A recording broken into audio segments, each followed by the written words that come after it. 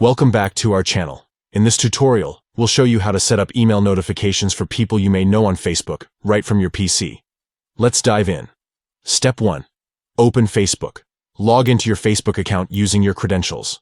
Step 2. Click on the notification icon located at the top right corner of your screen. This will open the notifications menu. Step 3. Next, click on the three dots to access additional options. Step 4.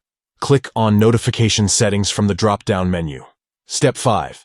In the Notification Settings page, click on People You May Know to open the notification settings for suggested connections. Step 6. Toggle on the switch next to Email. Also, make sure to toggle on the switch next to Allow Notifications on Facebook. And that's it. You've successfully set up email notifications for people you may know on Facebook.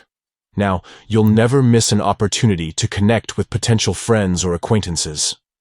Thank you for watching. Be sure to like, share, and subscribe to our channel for more helpful tutorials.